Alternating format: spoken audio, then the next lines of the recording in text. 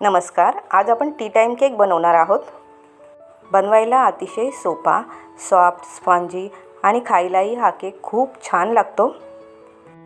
तर आपण रेसिपीला सुरुवात करूया।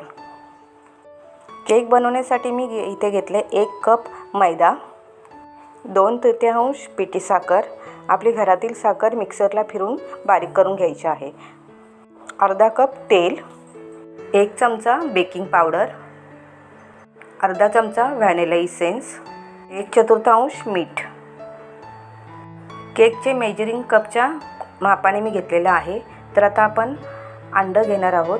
पहिला अंडा मी फोडून टाकलेला आहे। आपल्याला इथे 3 अंडी घ्यायची आहेत। त्यामध्ये आपण 1/4 मीठ घालणार आहोत, सगळ्यात छोटा चमचा। आता आपल्याला बीटरने ही चांगली फेटून घ्यायची आहेत। 2 मिनिट आपल्याला ही अंडी छान फेटून घ्यायची आहेत। बीटर नसेल तर हातानेही करता येतं, परंतु त्याला वेळ लागतो। बीटरने हे पटकन होऊन जातं।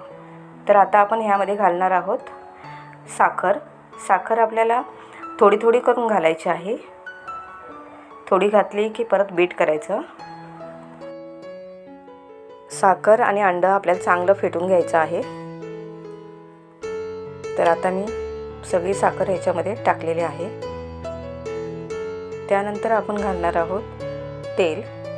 आपण जेवण बनवण्यासाठी जो तेल वापरतो तोच इथे आपल्याला घ्यायचा आहे, जो आपल्या घरात असेल तो। आता आपला साखर, तेल आणि अंड चांगलं फेटून झालेलं आहे। आता आपण ह्याच्यामध्ये घालणार आहोत व्हॅनिला इसेन्स। अर्धा चमचा आपण व्हॅनिला इसेन्स घेतला होता, त्यात घालून घेतलं आहे। आता आपल्याला पीठ चालून घ्यायचं आहे। मैदा आपण 1 कप घेतलेला आहे, तो आपण चालून घेऊ। बेकिंग पावडरही आपण त्यामध्ये घालणार आहोत। 1 चमचा आपण बेकिंग पावडर घेतलेली आहे, पूर्ण भरून घ्यायचा आहे। त्यानंतर थोडासा पिवळा कलर टाकला आहे त्यामध्ये, नाही टाकला तरी चालेल, ऑप्शनल आहे, असेल तर टाका। तर हे चांगलं मिक्स करून घेतलं आहे। केकचा बॅटर आपला बनवून झालेला आहे। तर आता आपण घेणार आहोत केकचा भांडा। यामध्ये थोडंसं मी तेल टाकलेलं आहे। हा तेल आपण सर्व भांड्याला चांगलं चोळून घेतलं आहे। त्यानंतर त्यामध्ये घालणार आहोत बटर पेपर। आम्ही आपण भांड्याच्या आकाराचा कापून घेतलं आहे। आता आपण ह्यामध्ये बॅटर आपला ओतून घेऊ। जर तुमच्याकडे गोल भांडा असेल तर त्यामध्ये केलं तरी चालेल। थोडंसं हा टॅप करायचा। 180 डिग्रीवर 35 ते 40 मिनिट आपल्याला ह्याला बेक करायचं आहे केकला।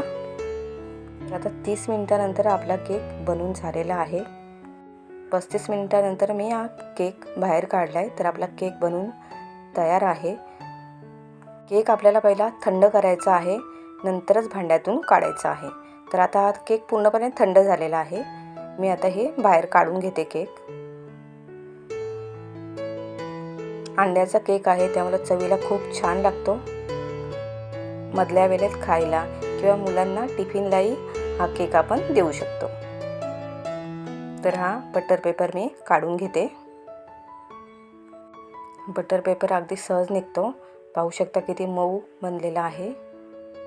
तर आता हा वरचा भाग मी काढून घेते, नाही काढला तरी चालेल, तसाही कट केला तरी चालतं। तर हा मी पहा किती सॉफ्ट आणि स्पंजी बनलं आहे।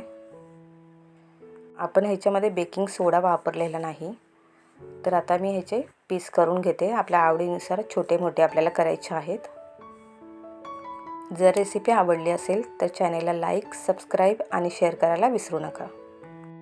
तर हा टी टाइम केक तुम्ही घरी नक्की बनवा, मुलांना खूप आवडेल।